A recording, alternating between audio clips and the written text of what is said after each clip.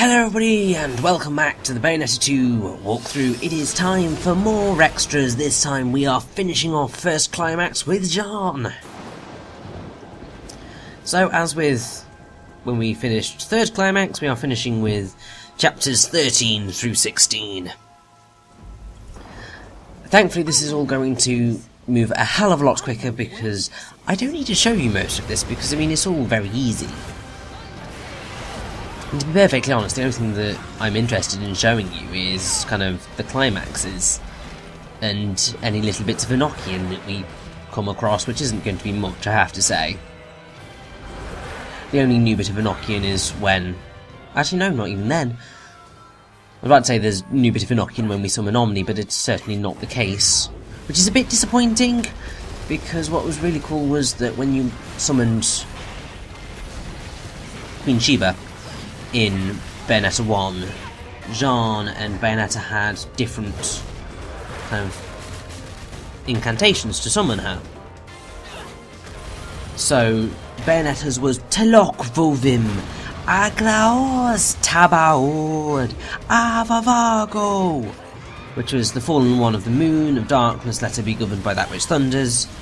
And Jeanne's was Emnaol, Adrapan, Adna, Zinurza, Oxextra Clear, which is I herein make you cast down, swear your obedience, and vomit weeping. And that doesn't happen here. I would assume it's because it's a summon which is very heavily integrated into cutscene. And kind of can't be shifted out. It's the same reason why, as we will see later on during the fight with Aesir, you will hear Bayonetta's voice when summoning Labalus and Hydra to try and take down Aesir, because it's part of a cutscene. Which is very important to note. So I have to say, I am quite the fan of Jeanne in the nun outfit. I think it suits her quite well, particularly with the glasses down. Like, Jeanne doesn't wear her glasses at all if she can help it. Like, as you can see, she always kind of has them up here. But her glasses suit her, I have to say. Probably one of the few characters who, you know, can pull off bright red glasses. Because I don't think that many people can actually successfully wear that type of thing.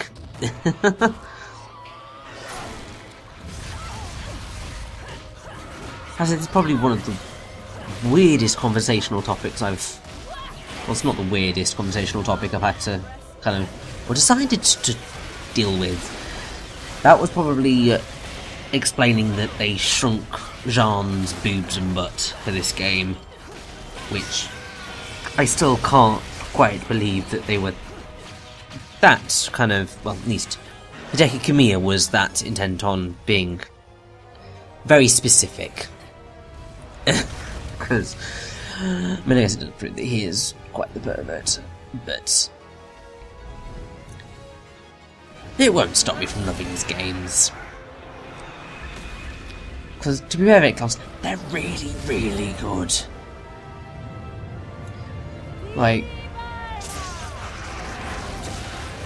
I have no idea what that Enochian is. I know I said it was Padi Berma in the last part, and it may very well be that, but I can't find any proof that that exists as an Enochian phrase, let alone what it means. So, it might just be a really weird way of saying Ivarma. Although that might not even be an Enochian phrase. I think we just have to ask, like, Platinum Games what the Enochian is to get an actual proper answer. But either way, I know I was talking about Hideki Kamiya and just loving his games in general, but I believe it's very, very, very important to note that what I am attempting here is to get the Bewitchment for beating Jet Fighter Assault with taking down every single enemy, which is a massive challenge, and it's not easy. The best way that you're going to get through this and I do mean this seriously, is by using the Bracelet of Time. Because essentially what that allows you to do is, obviously, once you have 4 orbs of magic, you can go into Witch Time whenever you like. So you can really, thankfully, just pause things when you have enemies that take a couple more hits to take down.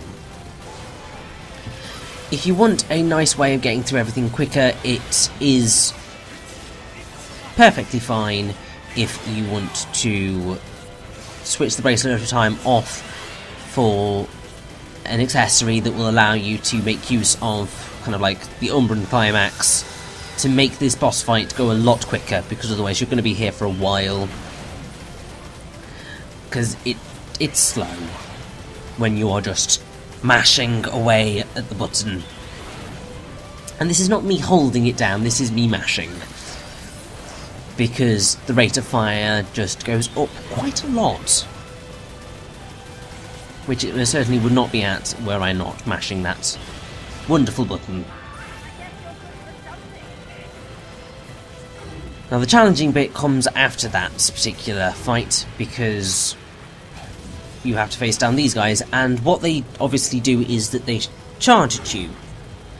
Now if you don't kill them in time, then they will fly off the screen and you will not be able to hit them at all, and you will have to redo the entire thing all over again.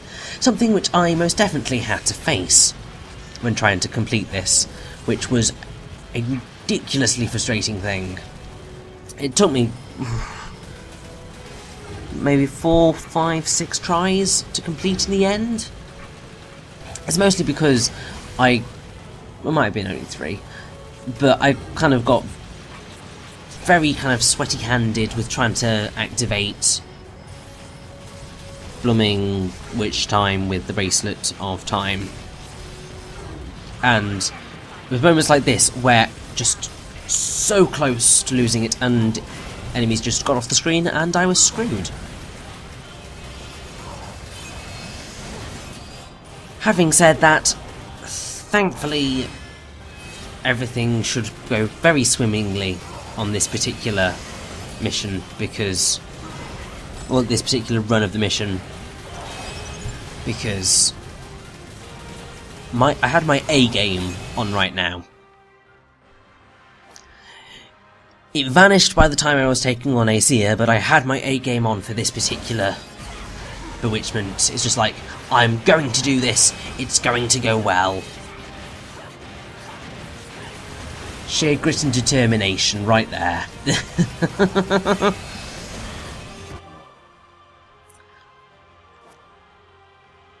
So having done that, straight back to Bracelet of Time, because obviously the demons are all about to show up, and it gets even more challenging. Obviously it's going to mean that you have really rubbish kind of grades at the end, but I don't care.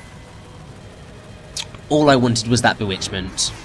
Now the reason that I said that it's probably easier to get through killing all the enemies with Boulder, or at least not in the R-Wing, is because of Boulder. Because his slash takes down those guys in 1 hit. And when they are that close to you, they do not stick around for that long. So if you tried to shoot them all, you wouldn't have a lot of time to be able to kill them. So you have to be very careful. Very ridiculously careful. Having said that, the really wonderfully helpful thing is that once you've gotten to the Insidious, then your kind of worry about making sure that all the enemies are dead is pretty much gone.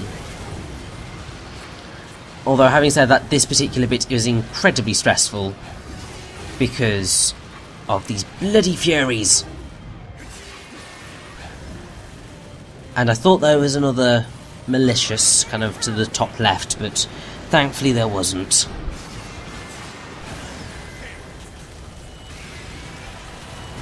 But yes, pretty much once these guys are dead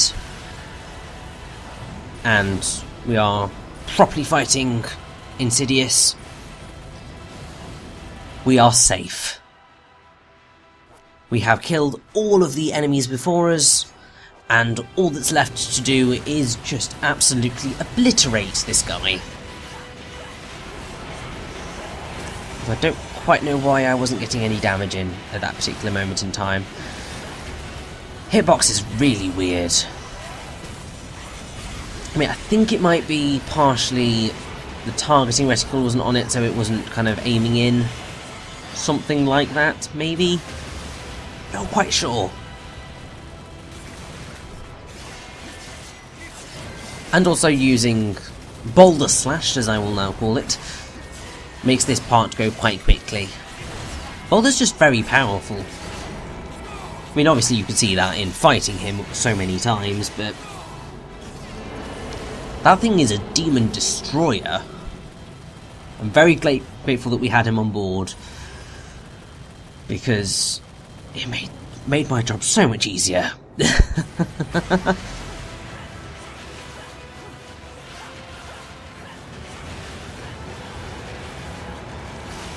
there we go. The jet fighter assault is complete, and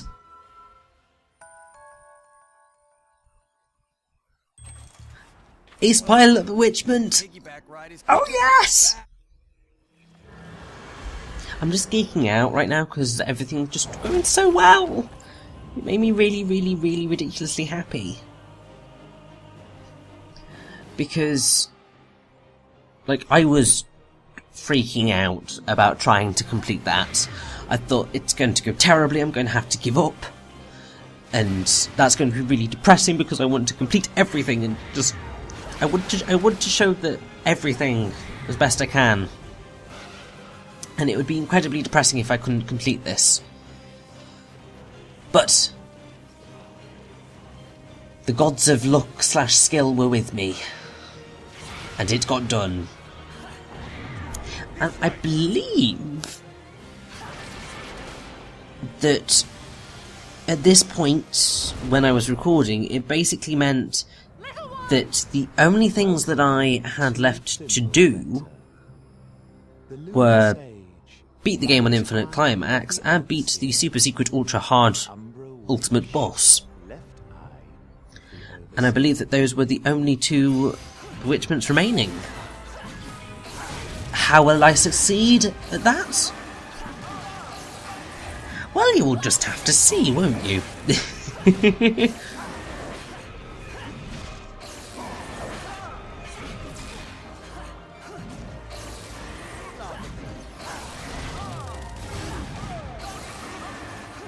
Now this is probably an odd thing to bring up during the final boss, but seeing as I've said all there is to say about Acia, I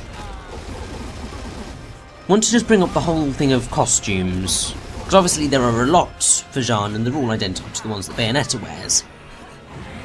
But as I'm hoping that you were able to see throughout the gameplay here, and as you'll be able to see later when you kind of get a more up-close look at all the outfits in the kind of gallery thing. It's really odd, but Jeanne seems to wear a lot of these outfits better. Like, it's really, really bizarre. There's some... I don't know whether it's the long hair that helps, or whether the fact that she's kind of got less going on is kind of means that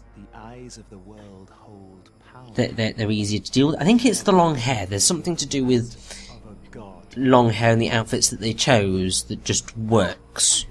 Just as like in the first game, the beehive really, really helps things.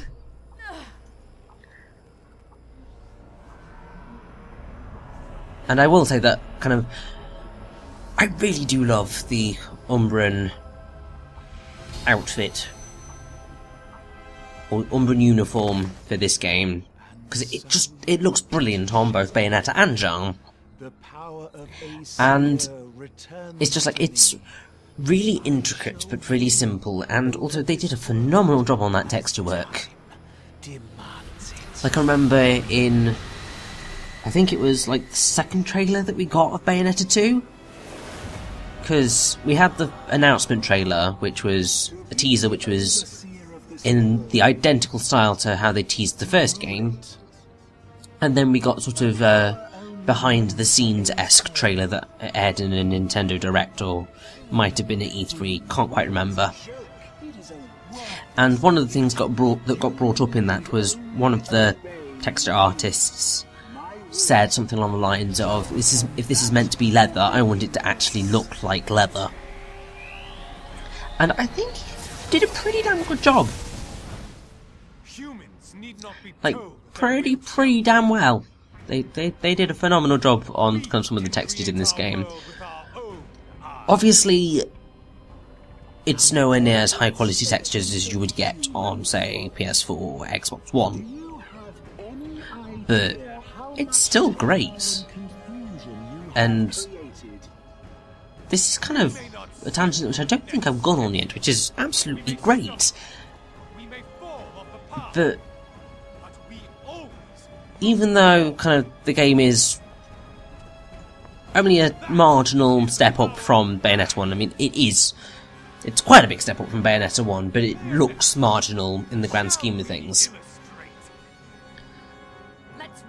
But the fact that the Wii U can play all of this at, it's not quite a constant 60 frames per second, it's sort of fluctuating. Sometimes it will be at 60, sometimes it will be down near 40, but it's generally very fluid with only the odd moment of slowdown, so you won't even notice that the frame rate's playing about.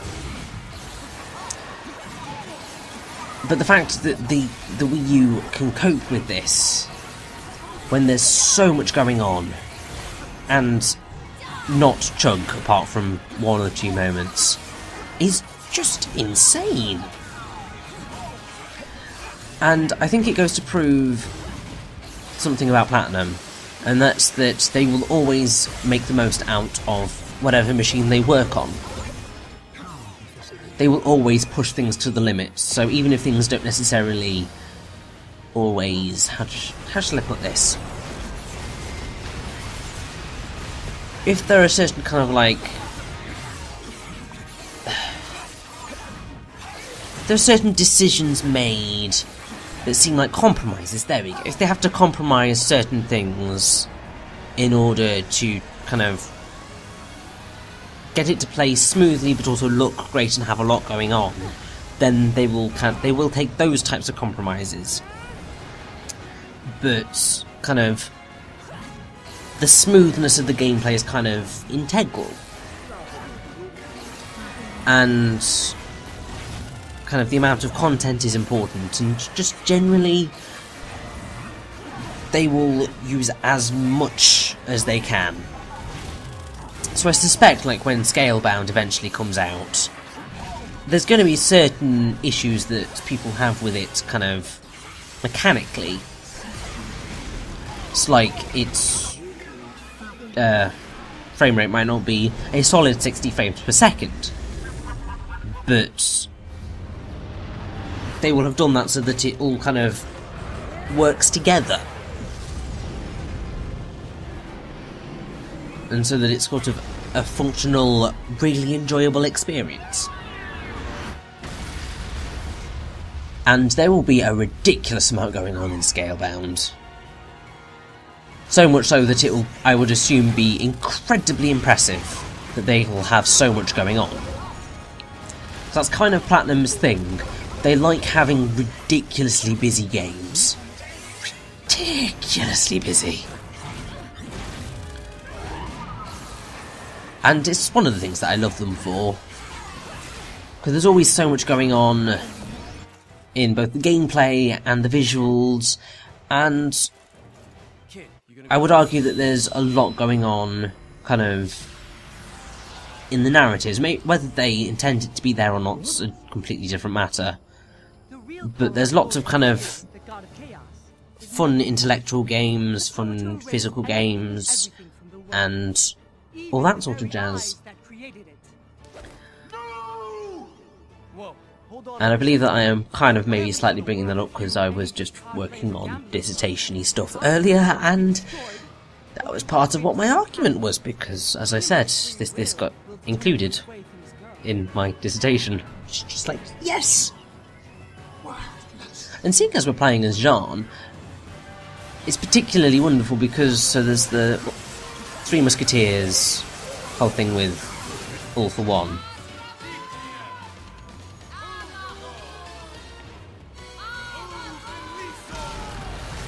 Yeah, so there's the All for One thing and the Three Musketeers. The other texts that I discussed in my dissertation, one of them involves a quote. Well, actually, it doesn't involve I don't use the quote, but it's a film that has a quote which references the Three Musketeers. And then the medieval romance that I included is an inspiration for the Three Musketeers. Which is just like, oh my god, that is beautiful.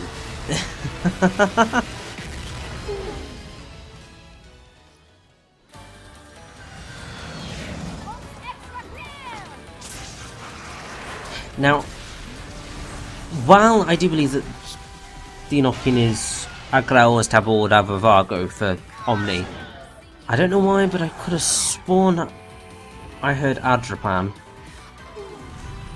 But I don't know, and to be perfectly honest at this point, I don't care. Aesir is dead! And fair warning, if you miss that particular thing, you will get a game over. So make sure you get him Aesir in his mouth. Seriously. You don't want to be refighting, or well, redoing that entire sequence all over again. It's not worth it.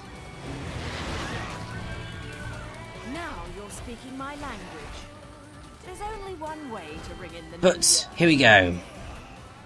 First climax is complete! I do like how I managed to get through the entirety of that without actually explaining what happens in first climax, and also something that an item that you get, which is the immortal marionette.